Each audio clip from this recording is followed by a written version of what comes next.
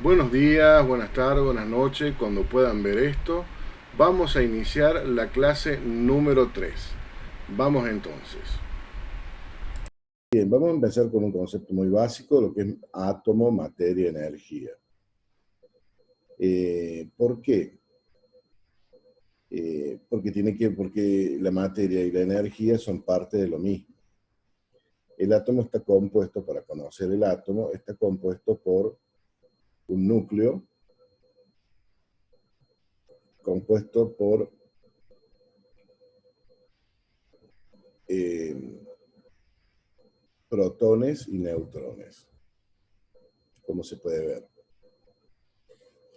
Y girando alrededor están los electrones. Bien, en el dibujo del lado, en una comparación más exacta, donde los protones son bastante más grandes que los neutrones y los electrones son pequeños, pero tienen un gran poder energético. ¿Qué tiene que ver el átomo con la energía eléctrica? La palabra electricidad proviene de electrón. De hecho, las primeras 6 letras son las mismas para las dos palabras, porque la energía eléctrica está formada por un flujo de electrones que circula por un medio llamado conductor. Esa sería la definición de energía eléctrica más simple. Una de las propiedades del átomo o de la materia es de que se puede ionizar. ¿Qué es un ion? Es la capacidad que tienen los átomos o grupos de átomos de ganar o perder electrones. Si por algún fenómeno natural una nube de esas que están en el cielo se ioniza en forma positiva, significa que cada átomo que conforma esa nube perdió un electrón.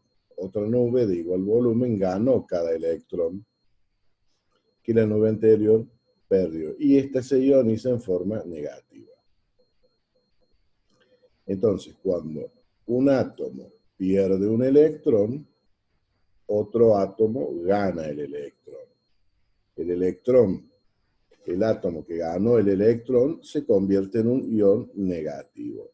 Y el átomo que perdió el electrón se convierte en un ion positivo. Veamos un ejemplo. Acá tenemos una descarga atmosférica producida en una noche de tormenta. ¿Qué es esa descarga? Simplemente son electrones que viajan por medio de un conductor hacia el punto de retorno, hacia donde salieron. Por ejemplo, acá se ve clarito como que van de una nube a otra. Cuando las nubes están demasiado bajas, algunas partes de estas descargas atmosféricas tocan la Tierra. Contienen energía eléctrica pura. En la vida real nosotros vamos a usar conductores eléctricos que son, no es energía por el aire, vamos a hacer que la energía eléctrica eh, circule por un medio sólido. Se denominan conductores eléctricos a todos los metales, porque los electrones que están en su última órbita de los átomos pertenecen al grupo de los metales y se comparten con otros átomos con mucha facilidad. Y como la energía eléctrica es un flujo de electrones, estos van saltando de órbita en órbita como un efecto dominó. Este fenómeno no se da en el grupo de los no metales, de donde provienen los aislantes eléctricos. Entonces, los metales se van a clasificar, en nuestro caso, en 3 grupos: excelentes conductores, oro, plata, metales preciosos, platino. Son metales que tienen una muy baja resistencia, tienen muchos electrones para compartir y son excelentes. Después tenemos los buenos conductores: cobre, aluminio, paladio, son de término medio, y malos conductores: hierro, metales duros, tungsteno, titanio, etc. Ahora, que sea un mal conductor eso significa que sea menos peligroso. Los aislantes. Se denomina aislante eléctrico o dieléctrico también a todo elemento que no sea metal. Los no metales, estos son estables, no comparten electrones. Cualidad importante en un aislante eléctrico o dieléctrico. porque no dejan que circule la corriente. Estos elementos se utilizan mucho en la industria eléctrica, concepto que se llama rigidez dieléctrica. Y se entiende por rigidez dieléctrica o rigidez electrostática al valor límite de la intensidad de campo eléctrico en el cual un material pierde sus propiedades aislantes y pasa a ser un conductor. Esta rigidez dieléctrica se mide en voltios por metro, voltmetro. Circuito eléctrico y estados. ¿Qué es un circuito eléctrico elemental? Un circuito eléctrico consiste en un conjunto de elementos u operadores que unidos entre sí permiten la circulación de una corriente entre dos puntos, llamados polos o bornes, para aprovechar la energía eléctrica. Todos los circuitos eléctricos se componen de los siguientes elementos: un generador de energía o toma de energía, un receptor y o consumidor de energía, es la que produce el trabajo que queremos, conductores que transportan esa energía y, finalmente, puede o no haber elementos de control y maniobras para protección. Y entonces acá tenemos el ejemplo de un circuito. Generador o fuente de energía es una pila, los conductores, el receptor que es una lamparita o bombillo, un elemento de protección que es fusible y un elemento de control o maniobras que es una llave o interruptor. Un circuito eléctrico es circuito eléctrico si puede producir un trabajo. Bien, a continuación se detallan los componentes y se explican un poquito los componentes de cada circuito. El generador de energía eléctrica, bueno, los receptores, múltiples tipos de receptores, cualquier cosa que nosotros conectemos a la energía eléctrica es un receptor de energía, los conductores de todo tipo que pueden venir en tamaño y forma, todos son conductores, todo esto en conjunto generan un circuito.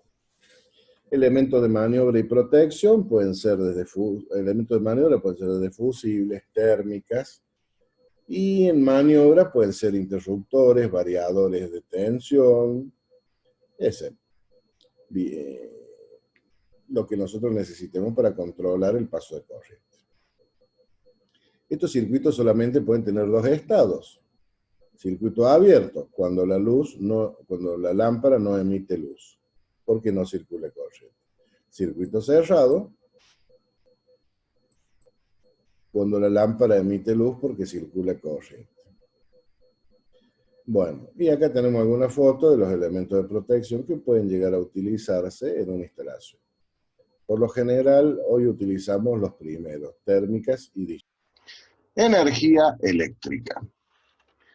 Hemos notado que todo lo que utilizamos funciona con energía eléctrica, desde un celular, un televisor, un heladero, un microondas. La pregunta es, ¿hay más de una energía eléctrica? Sí.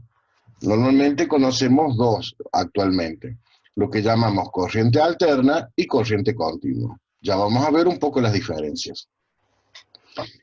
Estos tipos de energía son indispensables para que todo funcione. Existen aparatos que funcionan con corriente alterna, como muchos de los motores que estamos acostumbrados a ver, y hay otros que trabajan con corriente continua, como por ejemplo todo lo que es electrónica. Entonces, ¿cuál de estas dos instalamos en una casa? Por un lado tenemos la corriente alterna, que es más fácil de producir y tiene menos pérdida en la transmisión cuando la enviamos por los cables de distribución. Pero no es muy efectiva para la electrónica. Entonces tenemos la corriente continua, que se produce, es más costosa la producción y tiene más pérdida. Entonces, ¿qué hacemos? Lo más fácil sería distribuir corriente alterna, que es más fácil de producir y tiene menos pérdida en la red de distribución domiciliaria, y que el aparato que necesite corriente continua tenga su propia fuente de alimentación que transforme alterna en la corriente continua que necesita. Y así es como se hace actualmente en la actualidad. Bien, esa ha sido la introducción a lo que es la energía eléctrica. Vamos a ver ahora los generadores. Vamos a partir de un concepto básico y vamos a llegar a lo que sería un electroimán. Todo empieza cuando circula corriente por un conductor. Cuando circula corriente por un conductor, se forma alrededor del conductor un campo eléctrico, en este caso lo llamamos Q, que gira alrededor del conductor. Este campo eléctrico, el sentido de giro de este campo eléctrico depende del sentido de circulación de la corriente. Y por otro lado, la intensidad del campo eléctrico es directamente proporcional a la intensidad de corriente. Significa que a mayor intensidad de corriente, mayor campo eléctrico. Menor intensidad de corriente, menor campo eléctrico. Esto existe naturalmente. Ahora vamos a aprovechar esto para crear un electroimán. Si en vez de tener un conductor longitudinal lo enrollamos en forma de espiral, vamos a tener una bobina. ¿Qué sucede? Esta bobina suma los campos eléctricos producidos por cada vuelta, generando un campo magnético como se ve a continuación. Acá tenemos un campo magnético. Aún así, es un campo magnético bastante grande. Una mejora que podemos hacer donde finalmente obtenemos un electroimán es ponerle un núcleo de hierro al medio. Entonces obtenemos un poderoso electroimán. Estos son conceptos generales para entender un poco el magnetismo. Y acá tenemos, inmediatamente se produce un polo norte y un polo sur, y acá tenemos una experiencia práctica para hacer un electroimán. Tiene que ser algún tipo de alambre o cable aislado. Y tendríamos un pequeño electroimán para ver si funciona. Pero bueno, este es el concepto del electroimán. ¿Por qué vemos esto? Porque el generador tiene algo de esto. Vamos a ver la ley de Faraday de inducción electromagnética. Michael Faraday descubrió que un conductor eléctrico moviéndose dentro de un campo magnético, imán o lo que sea, generaba una tensión, y cuando el circuito se cerraba con un receptor, circulaba una corriente eléctrica. Es decir, comprobó con un galvanómetro o microvoltímetro que se generaba una corriente eléctrica al mover el conductor por dentro del campo magnético. A esta corriente le llamó corriente inducida. Si en lugar de mover el conductor movemos el campo magnético, el imán, también se genera corriente eléctrica. A esto se lo denominó ley de Faraday de inducción electromagnética. Y acá tenemos el ejemplo. Bueno, un ejemplo medio tonto, pero bueno, tenemos un imán, un conductor, y esto significaría que hay una corriente eléctrica circulando por ahí. Bien, también se comprobó que cuando más rápido cortaba las líneas de campo magnético el conductor, se creaba mayor intensidad de corriente en él. Y además, en cuanto a la dirección del conductor era contraria, bajaba o subía por el campo magnético. La corriente generada era en sentido contrario. Lógicamente, si el cable deja de moverse, no se genera corriente. En nuestros días los modelos de alternadores son más avanzados. Tenemos un poderoso campo magnético a los costados de lo que sería un estator, y el rotor, que sería la parte, en este caso media roja o rosada que gira, es el rotor o inducido donde está la bobina. Estos poderosos campos magnéticos o estatores pueden ser electroimanes también. Bueno, depende del caso. Existen, esto al girar produce energía eléctrica porque se cumple la ley de Faraday. El alternador es el aparato que transforma fuerza o energía mecánica en energía eléctrica. El 96% de la energía producida en el mundo proviene de distintos modelos de alternadores. Algunos son pequeños, de tipo portátiles, medianos, enormes. Los más grandes están dentro de una usina, fábrica de energía eléctrica. Algunas usinas aprovechan la fuerza del agua para mover los alternadores, otros aprovechan la fuerza del vapor, que siguen siendo hidráulicos, otros utilizan motores de combustión interna o en la evaporación de agua mediante una caldera nuclear. Existen muchos modelos que pueden ustedes investigarlos.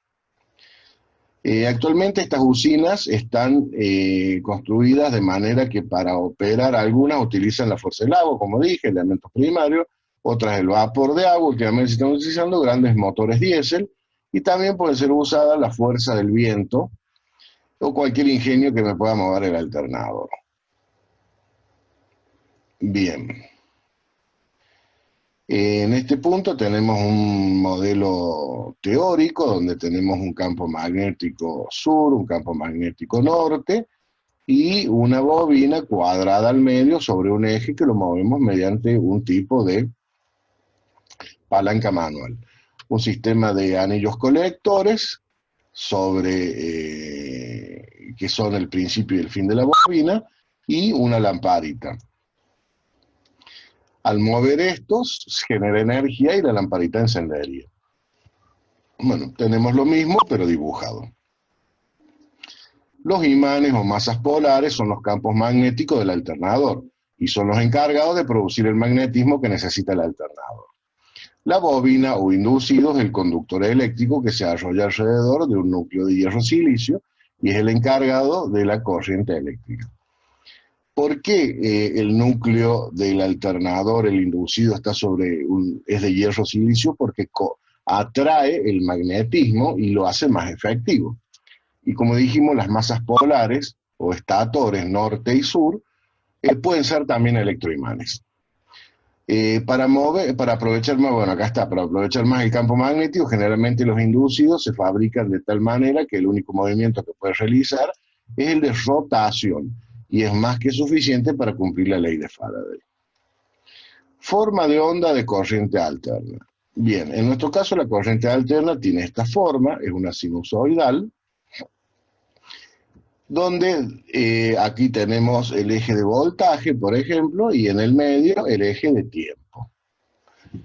Y sobre el eje de tiempo se desarrolla, la mitad del tiempo es positiva, la otra mitad del tiempo es negativo. Positivo, negativo, y se repite permanentemente. Esta forma de onda tiene algunos nombres. Bueno, esta se llama sinusoidal o sinusoide. Y el valor máximo que puede levantar esta onda se llama valor máximo o valor pico.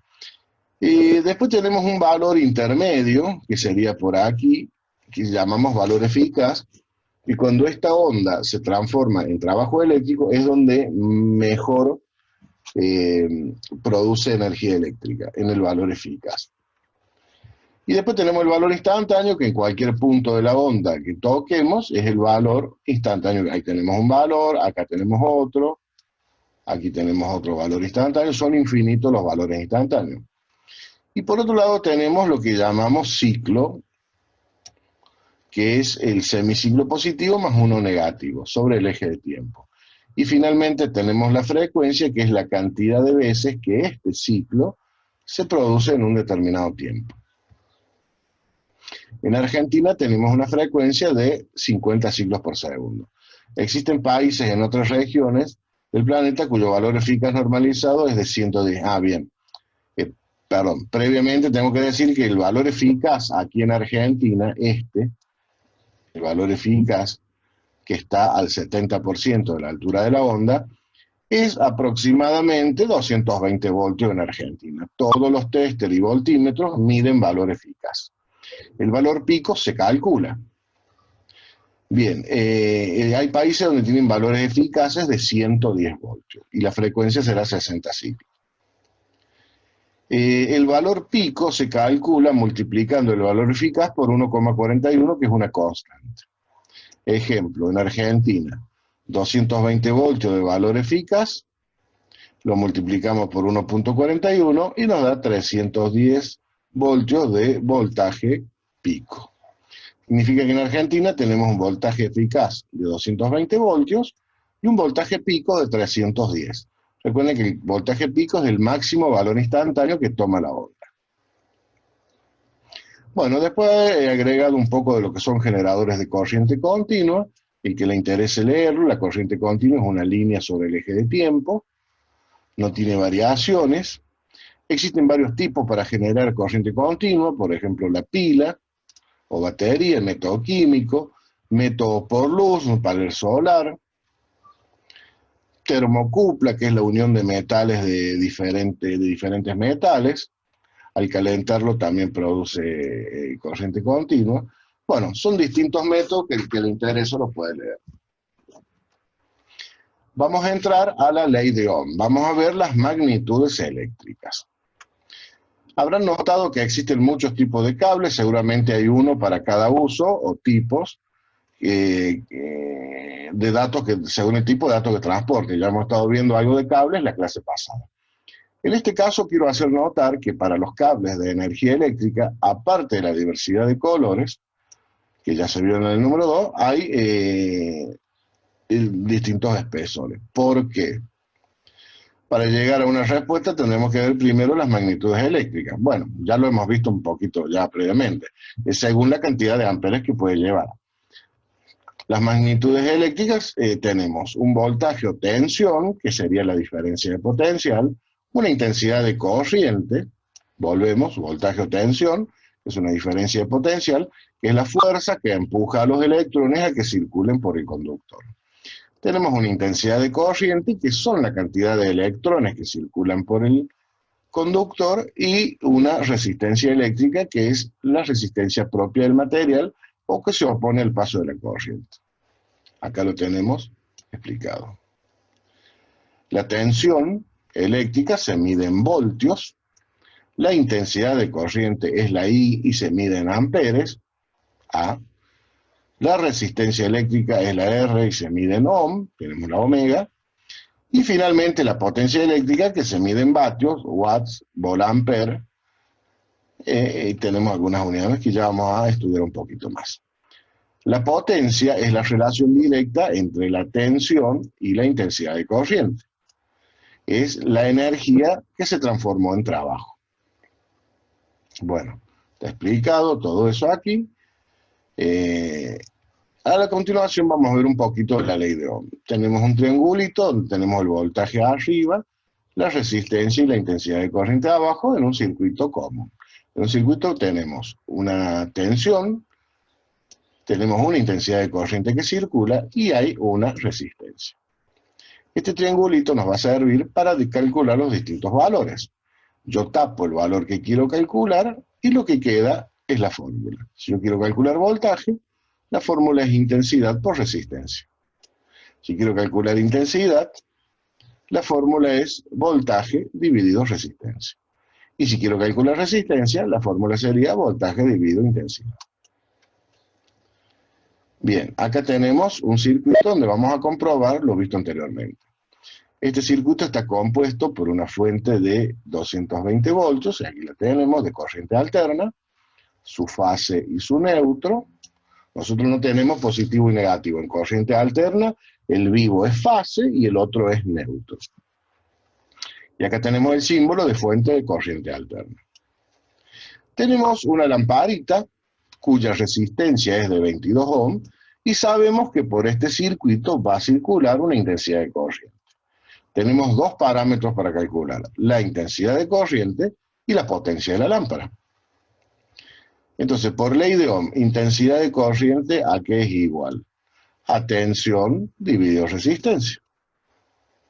220 voltios dividido 22 ohm nos va a dar 10 amperes. Finalmente, la potencia se calcula como tensión por intensidad, donde la tensión es 220 voltios por 10 amperes igual a 2200 vatios. Bueno, existen además otros tipos de circuitos llamados serie y paralelo. Acá tenemos un circuito en serie donde las luminarias estarían una a continuación de otra. Y tenemos el circuito en paralelo donde las luminarias están conectadas principio y fin, están juntas y reciben el mismo voltaje al mismo tiempo. De esto nos vamos a encargar la clase que viene. Hoy día tenemos que entender bien esta relación de tensión, corriente y resistencia. Bueno, vamos a ver el circuito en serie. En el circuito en serie, un elemento está a continuación del otro, lo que significa que por aquí vamos a circular una intensidad de corriente única. Vamos a emplear en próximas clases esto. Y el circuito en bueno, acá tenemos un ejemplo de cálculo de circuito en serie. RS sería la sumatoria de los valores en resistencia, o también llamado R total. R total sería igual a RA más RB más RC. 30 ohm más 10 ohm más 40 ohm hace un total de 80 ohm. También podemos calcular la intensidad total, como en el caso anterior, dividido tensión o voltaje, dividido la resistencia total. 80 ohm dividido 80 voltios dividido 80 ohm, hay un total de 1 ampere. Todas las resistencias se comportan como si fuera 1. Lo que es diferente en un circuito en paralelo es que este voltaje se aplica de forma diferente a cada una de estas resistencias. Entonces tenemos que el voltaje de la resistencia A, por ley de Ohm, será igual a resistencia A por intensidad total, que es la calculada anteriormente, que sería un total de 30 voltios por 1 ampere, 30 ohm por 1 ampere igual a 30 voltios. El punto significa multiplicación. Lo mismo hicimos para la resistencia, el voltaje de la resistencia B y el voltaje de la resistencia C. Multiplicamos el valor de resistencia B por intensidad total. 10 ohm por 1 ampere igual a 10 voltios. Entonces vemos que la suma del voltaje que cae en cada una de las resistencias es igual al voltaje suministrado en el circuito en serie. A eso le llamamos ley de Kirchhoff de las tensiones. Para calcular la resistencia total, RS o resistencia en serie, es suficiente con sumar los valores de resistencia como muestra el ejemplo. La intensidad de corriente se calcula mediante la fórmula intensidad es voltios dividido resistencia, como muestra el ejemplo. En este circuito solamente hay una sola intensidad de corriente. El cálculo de voltaje o tensión es un poco más complejo porque el voltaje con que alimentamos a los circuitos en serie se divide en partes desiguales si los elementos en serie son diferentes o en partes iguales si los elementos en serie son iguales. Veamos otro ejemplo. Bueno, está ahí arriba el ejemplo. Y finalmente, la suma de todos los voltajes, también llamado caída de tensión, tienen que ser igual a la suministrada por la fuente de alimentación en el circuito. Y ver la ley de Kirchhoff. En el circuito en paralelo, que es diferente, acá tenemos una fuente de alimentación cuyo negativo de la fuente alimenta al mismo tiempo a las tres resistencias por este lado. Y el positivo de la fuente alimenta a las tres por este otro lado. Esta conexión se llama en paralelo. Acá tenemos el mismo voltaje, pues si yo pongo para medir voltaje a los extremos de la fuente, serían los mismos extremos de la resistencia. Este punto es común a todas las resistencias y a la fuente, y esta otra línea es común a todas las resistencias y a la fuente. Lo que tenemos acá diferente son las intensidades de corriente. Cada resistencia va a generar su propia corriente porque son valores diferentes. El voltaje es constante. La intensidad de resistencia se calcula por ley de Ohm. Intensidad es igual a voltios dividido resistencia. Entonces tenemos 100 voltios dividido 50 ohm, me da 2 amperes. Bueno, la B y la C se calcula igual. Y la intensidad total se puede calcular directamente sumando las intensidades de corriente calculadas anteriormente. En este caso, el resultado de la resistencia total o en un circuito en paralelo es un poco más complejo y existen dos fórmulas. Cuando tenemos solamente dos resistencias en paralelo, lo calculamos con esta fórmula. donde resistencia total es igual a resistencia 1 por resistencia 2 dividido resistencia 1 más resistencia 2. Vamos a ampliar un poquito esto en la clase que viene. Y para más de 2 resistencias tenemos una fórmula un poquito más larga. No sean problemas, que esto la vamos a ir viendo de a poco, la ley de Ohm, para poder ir entendiendo paso a paso. Bueno, acá hay una explicación un poquito más larga sobre la ley de Ohm, tenemos el triángulo, también podemos tener este otro que nos ayuda, es un triángulo, pero bueno, con los cálculos. Acá la explicación de la clase anterior, tapo lo que quiero calcular y lo que quiero es el resultado. Bueno, todo esto explica un poquito el funcionamiento de la ley de Ohm. Y esto lo vamos a ampliar un poquito más. Esto quiero que lo vayan leyendo previamente para ampliar un poquito más la clase que viene. Que lo voy a explicar un poquito mejor, pero quiero que lo lean un poco. Yo lo voy a explicar en clase y ustedes después lo van a repasar en su casa. Bien, entramos a las leyes de Kirchhoff. Tenemos dos leyes o igualdades. Las leyes de Kirchhoff son dos igualdades que se basan en la conservación de la energía y la carga de los circuitos eléctricos. Fueron escritas en 1846 por Gustav Kirchhoff y son ampliamente usadas en ingeniería eléctrica e ingeniería electrónica. Es como una extensión de la ley de Ohm. La primera ley de Kirchhoff nos dice que en cualquier nodo de la suma, nodo puede ser un circuito en paralelo, la suma de las corrientes que entran en ese nodo es igual a la suma de las corrientes que salen, de forma equivalente. La suma de todas las corrientes que pasan por un nodo es igual a 0. Bueno, podríamos decirlo más fácil. La corriente que entra es la misma que sale. Acá, ¿ah? Bueno, después lo vamos a ampliar un poquito más. Y la segunda ley, en un lazo cerrado, la suma de todas las caídas de tensión es igual a la tensión total suministrada. De forma equivalente, la suma algebraica de la diferencia de potencial eléctrico en un lazo es igual a 0. Bueno, acá dice que en un circuito en serie, la suma de las caídas de tensiones individuales va a tener que ser igual a lo que provee la fuente. Bueno, instrumentos de medición. Hasta ahora hemos hablado de amperes, voltios, ohm. ¿Cómo compruebo todo esto si existe? ¿Se puede medir? Sí. Usamos la pinza amperométrica. Este es el modelito que yo recomiendo siempre.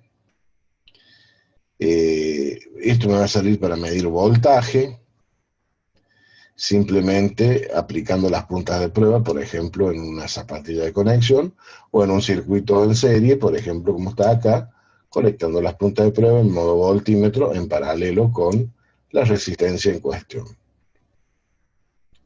Para medir corriente es mucho más fácil, simplemente seleccionamos el rango de corriente y hacemos que pase por la parte que mide y estaríamos midiendo. Ven como acá es muy fácil medir directamente desde el tablero o en algún empalme de cables.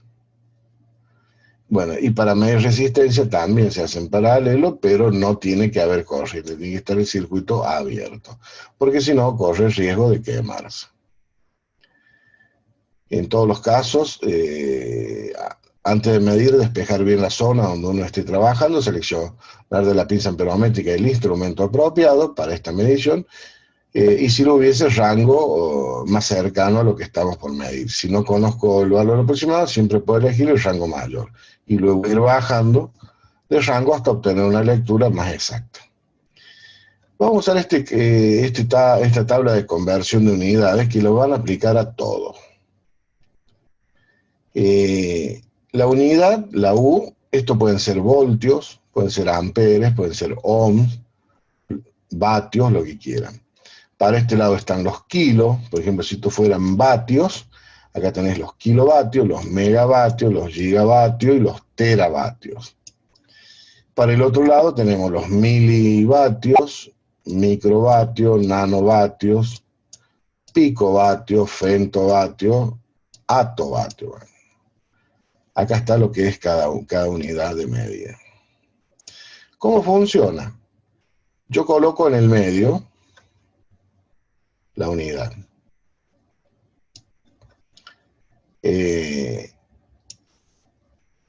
donde está la U coloco la cifra, por ejemplo, 1000 vatios. Si yo quiero saber cuántos kilovatios son, corro la coma 3 lugares por el lado de los kilos. Si la coma está detrás del último cero, corro la coma hasta el lado del 1 y los ceros desaparecen. Entonces tengo kilovatio. 1000 vatios es igual a 1 kilovatio. Y si quieres saber cuántos milivatios son 1000 vatios, corro la coma 3 lugares hacia la derecha. Esos lugares los lleno con cero. Entonces tengo que 1.000.000 de milivatios es igual a 1000 vatios.